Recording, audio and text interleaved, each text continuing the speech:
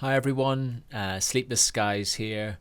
I hope you're well. I'm just going to do a quick run through of my track Kaleidoscope, just released recently on G Productions. Has an amazing remix on there from Jerome Isma-Ae, who's the label boss over at G, and a just massive, brilliant producer. I've got so much respect for.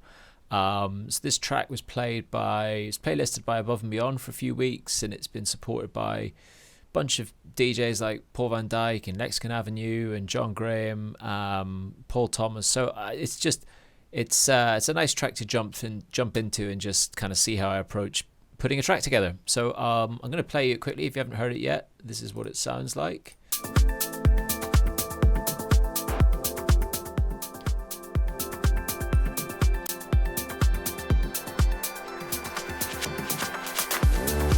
Let's get the volume right.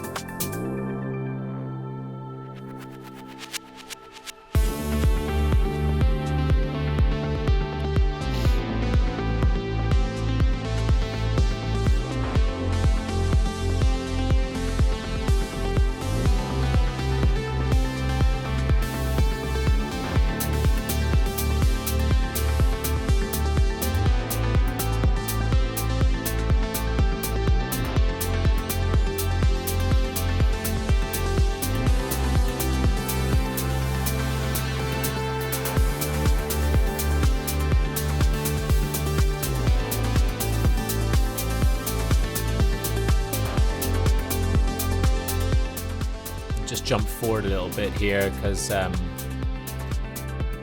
jump towards the breakdown a bit.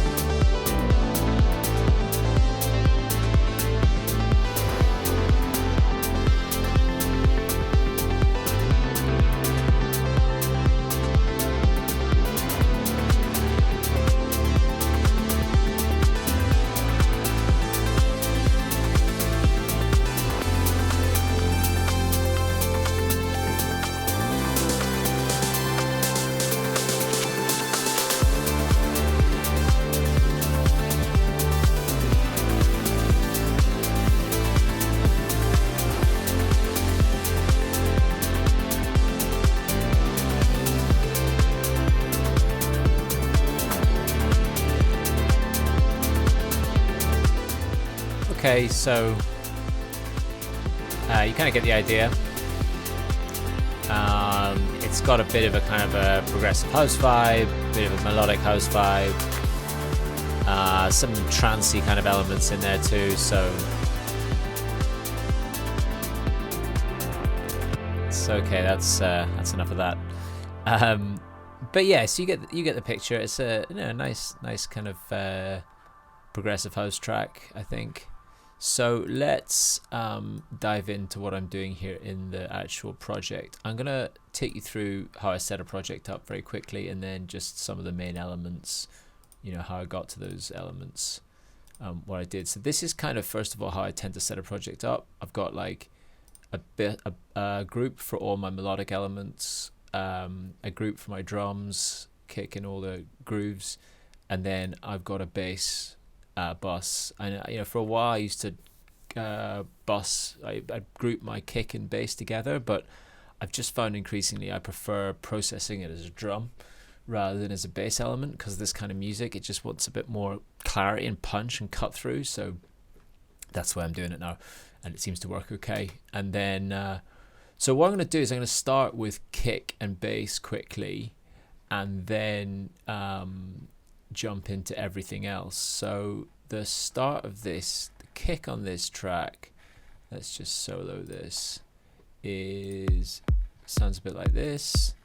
It's a sample, an Audio Tense sample from a Kick 2 pack actually that I got, but I've just used the samples here.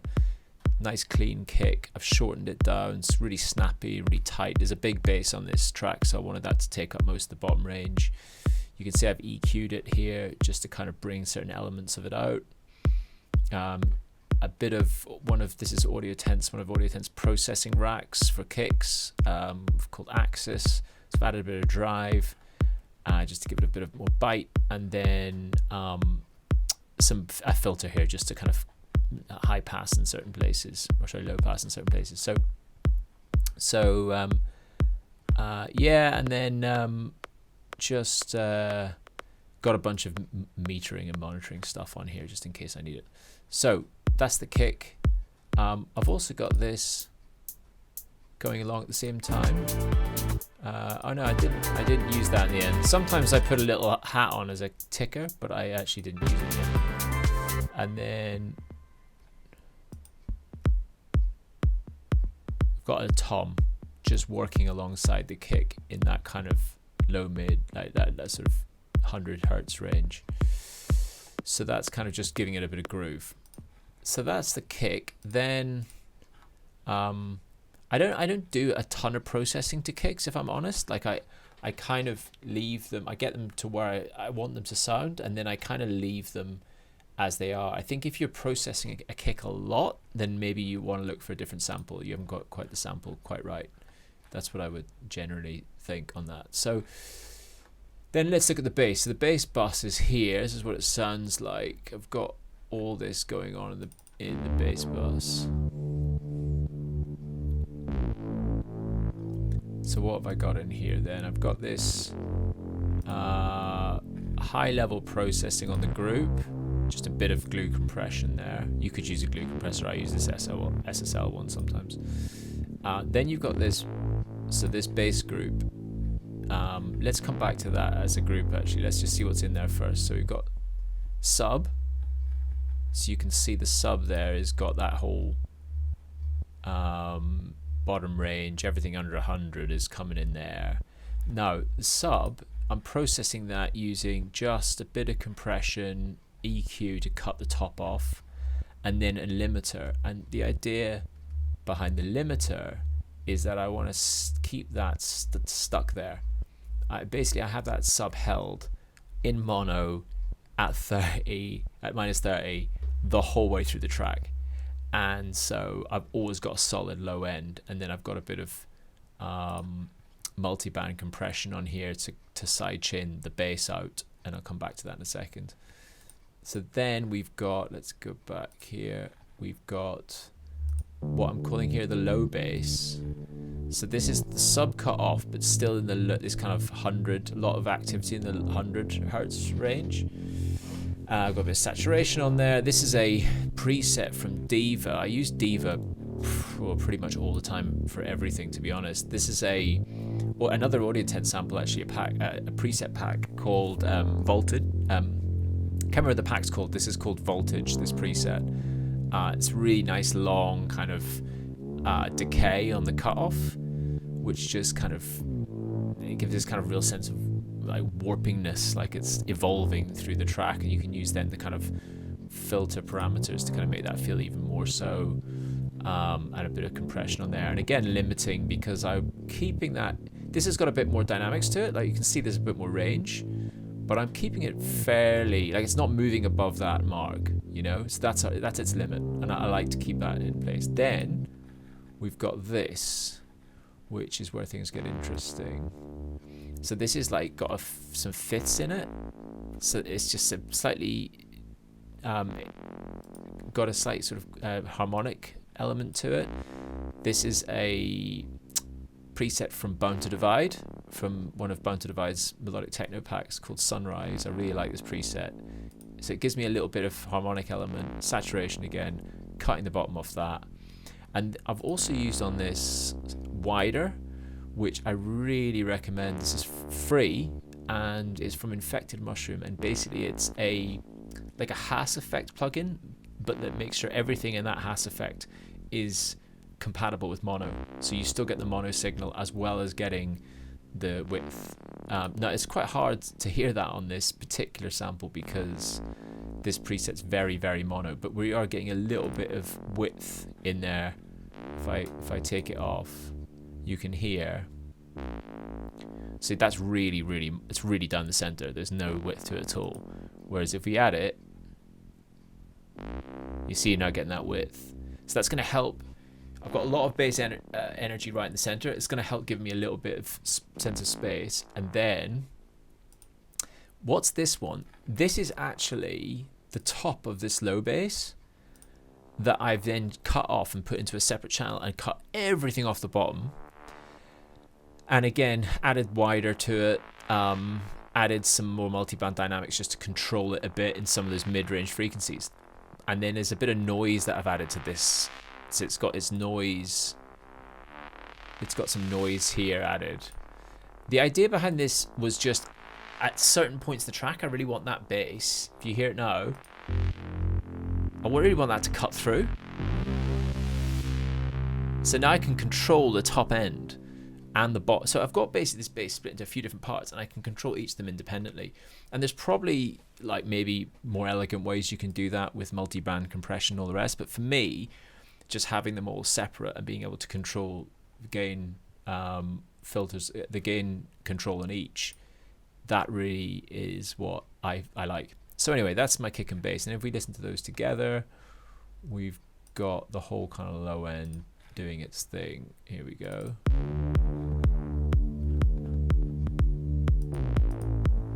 And you can hear, thanks to the multi-band compression, you've got this nice big low end that's all in there, but the kick is it's really nicely separated. So we're going to get that punch on a dance floor in a club system. You know, we don't want that to get all kind of woofy when it gets into a big system. All right, so that's our low end and our kick and our bass. Let's have a quick look at some drums.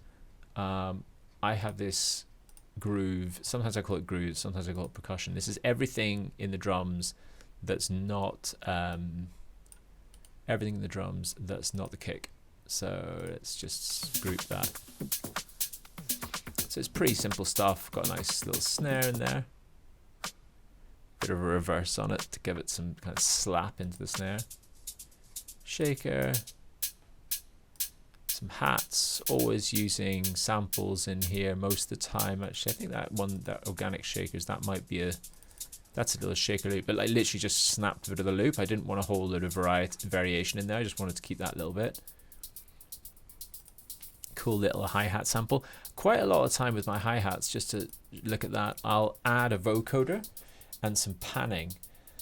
And what it allows me to do is just play with some of the filters on that throughout the track. So if I show all these in a new lane, you can see I've got this. If you see just here, I've got this vocoder on. It just gives me this kind of like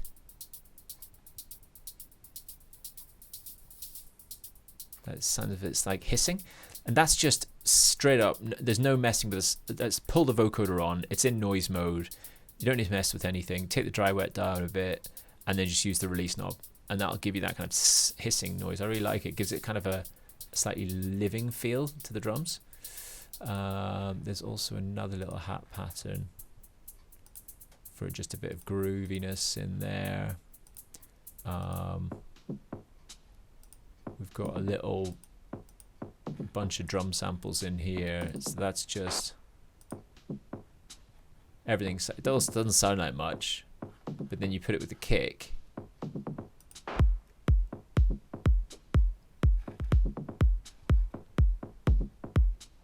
So that's given us some immediate. This guy put a bit of groove already, like.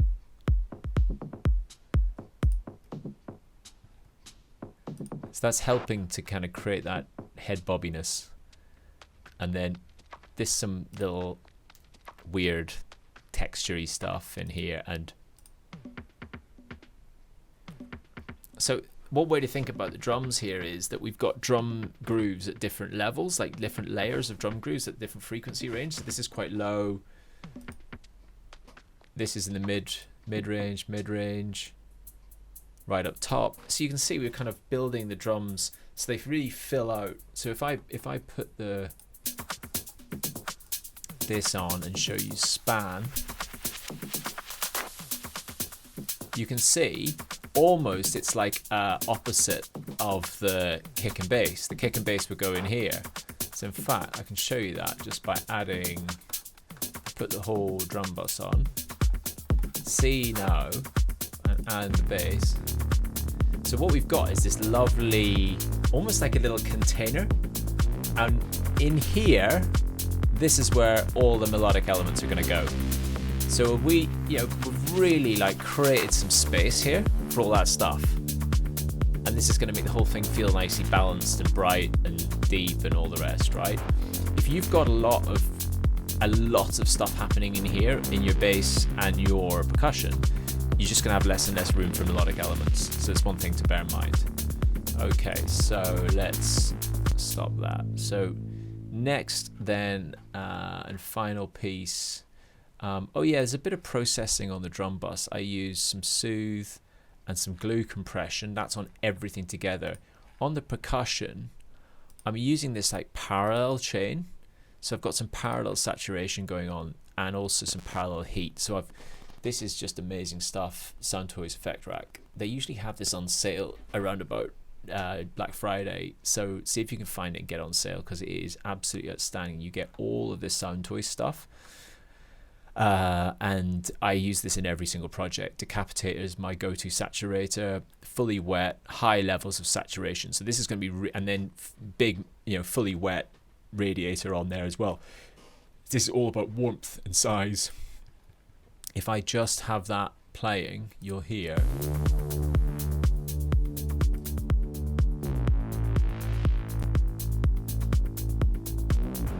Hang on, let's just.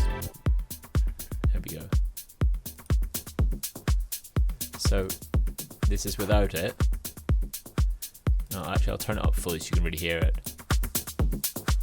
So it's too much actually to have it up full. There's too much going on there. So I had this down at -12. I just dial it into taste. You just feel how it just lifts the whole thing. Like, that sounds okay. It's a bit flat. Suddenly you put that in. Whoa, whole thing comes to life. Beautiful. All right, then let's look at the final piece then, melodic elements. So here we have our melody.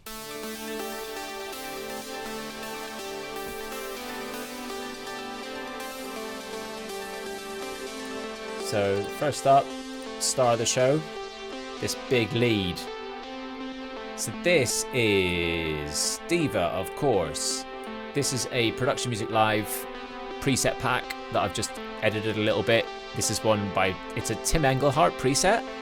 Amazingly, it sounds like Armin van Buuren. It's Tim Engelhardt, but it's got all this kind of, like, you can hear the way it's filtered in and out all the time and stuff. It's got all sorts of interesting filtering going on in it. So that was the basis for it.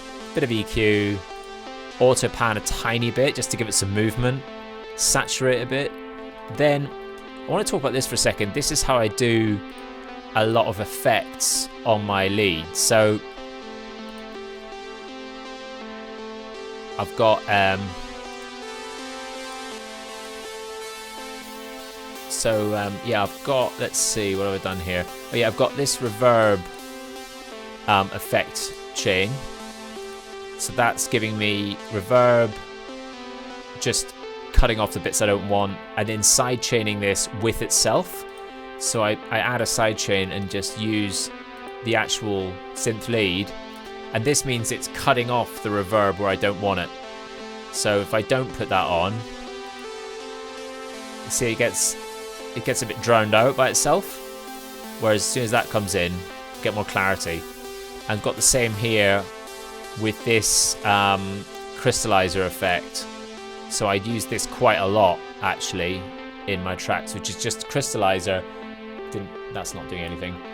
Crystallizer with this, just the like factory settings. It's like the initialization patch, but it just gives this weird like circling effect. I think Ben Bomer uses this quite a lot. It's quite fun to do. Just adds a bit of interest to a synth. I didn't know what I would usually do here, actually, just to say, is I would usually have a dry signal coming through as well. But the reason I haven't done is because, that's what I was wondering about, was because crystallizer, I don't want to dial that in wet because it's going to be too much. It just becomes overwhelming. So I've got the dry signal with a little bit of crystallizer actually coming through this one, and then adding some reverb on, so I don't need a dry signal. I'm going to do probably a separate video at some stage about how to set all this up, because I mean, you could, it's pretty easy. You can just create chains. So if you group, basically if you turn your synth or your effects or whatever they are into a group, then you can just add chains in here and just drop the effects you want, and then you can start to do this fun stuff. And it effectively allows you to do some like parallel effects that you would, the same sort of thing you'd get from a return, except you can do it all in the channel and keep it kind of neat, which is cool. Another EQ after all that, because it's going to affect the size of the sound, the shape of the sound, some multiband dynamics, just a bit of side chaining on there just to get rid of anything that's interfering with the kick click, and then auto filter for some filtering effects, some compression, a bit of OTT. Oh, you got to use OTT if you don't use OTT. I think there is one of these in the actual Ableton suite, but I have Ableton Standard, so you can get this from Xfer, and it just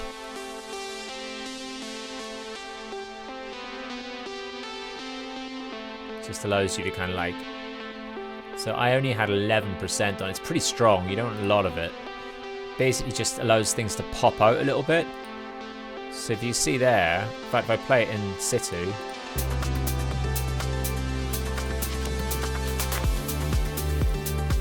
see it's slightly drowned out of it. Put this on, just pops out of the mix. Magic. And then a tiny bit of compression limiting just to kind of hold everything in place. Alright, good. Pads, we've got some pretty standard pads. There's a bit of a weird thing from Labs on here. That's quite cool. This is worth getting, by the way, which is the Spitfire Audio Labs thing. You can get a whole bunch of cool pads in there that will do funky things. They just sound a bit different. It's all free. It's great. I've got Anna 2. Some of these, I really like Anna 2, which is this synth for pads, because it has all these kind of weird evolving textures in it, which just kind of makes it interesting. This is one called The New Dawn, which sounds really nice. So that's doing the pads job. Then a bit more diva with the same, that's the same effects change. So you can see in this one, I've got crystallizer, delay, reverb, and a dry one all going through. That's without it. That's terrible. Sounds rubbish. And then you put it on, you get instant movement and all sorts of cool stuff. So that's good. What else have I got in here? So yeah, a couple other things to talk about actually. The guitar sample, which is here,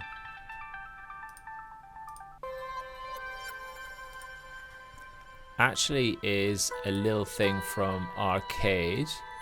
It's this pack in Arcade, Aura Rejuvenation. Arcade's full of stuff like this. It's quite a nice little inspiration box, like something that comes out and you're like, oh, I could build something around that, you know, or and you can just drop it in and set the, you can show you can set like the key you want it in, and you can modify it and mix it and add some weird effects and stuff. And then I just basically froze that and dumped it into this channel here as an audio file, because you get a bit more control over audio. And it also just means it's safe and it's not going to change at any point. Strings, I've used, I don't always use this, but I've used the strings here. I've used the BBC Symphony Orchestra from Spitfire Audio again. And again, this is free. You can just get it as a demo thing, and you get the entire BBC Symphony Orchestra in your DAW, which is pretty cool. It sounds great, doesn't it? Sounds like live strings. Got this weird little atmospheric texture. I think that was a splice sample, maybe. One of the things I want to talk about is just these transitions. So I do a lot of like, what I've got here is this kind of resample group. So I'm taking, what is this here? I don't know how to, why isn't that doing anything? Oh, it's because it's got no volume. Right, so I've got these kind of things here. These are just little clips and recordings from parts of the track. So I've recorded them from like a bit of the lead or a bit of the like ARP or something, and then I've basically then re-recorded it again, but with a load of reverb on it, and turned it into these reverses. So you can see here,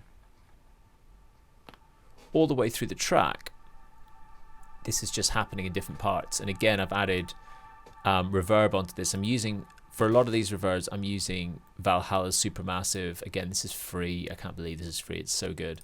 And a preset that I love on this called Cygnus X1, not just because it reminds me of one of my favorite ever trance producers, but also because it just sounds superb. So 50-50 mix. And you've just got these going on the whole time. So this is adding like depth to the track. If you hear there, it's not massively audible,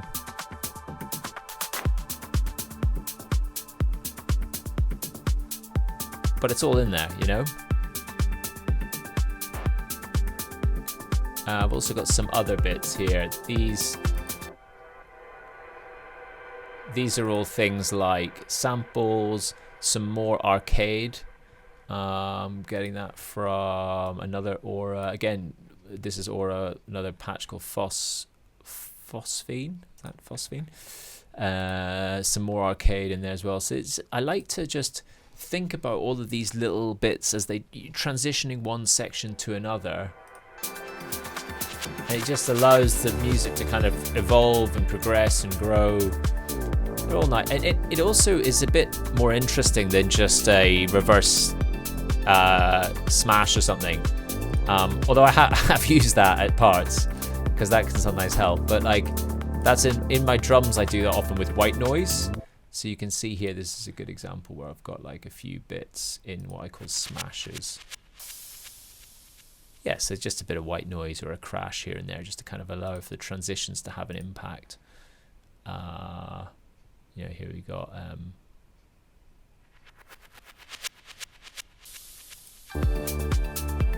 that white noise, by the way, is actually a hi-hat put through a vocoder. Nice way to do it. If you want it, you can use a synth and use white noise on a synth, but this is kind of, it's quite a fun way to do it. Right, so that's it. That's what goes into Kaleidoscope.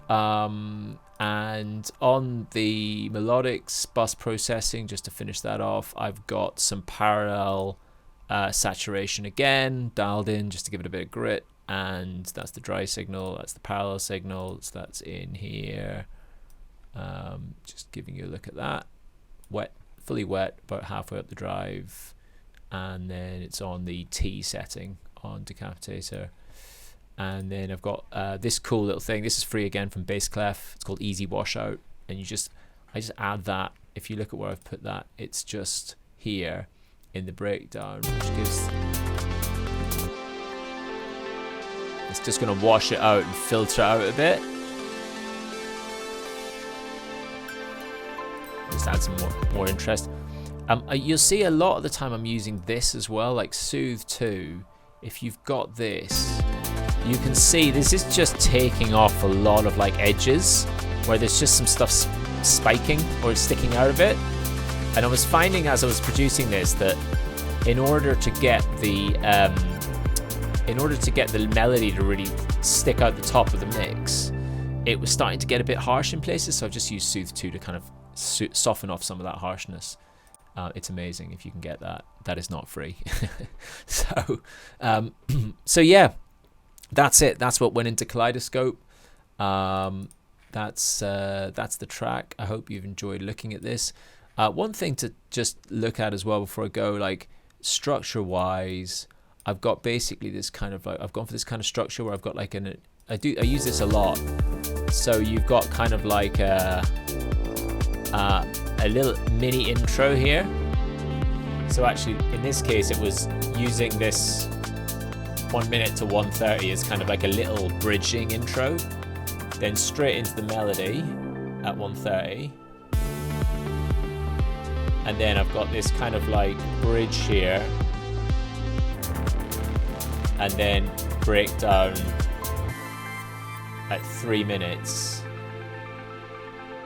And then there's this kind of build up, bringing kind of the track back. So I've allowed the track to completely collapse, and then we're going to bring it right back up again.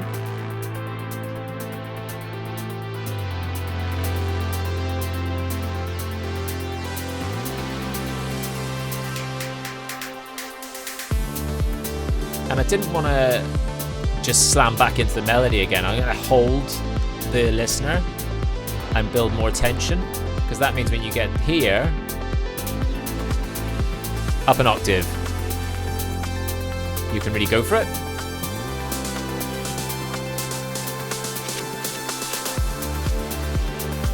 Yeah, so it's just a nice little variation on that structure.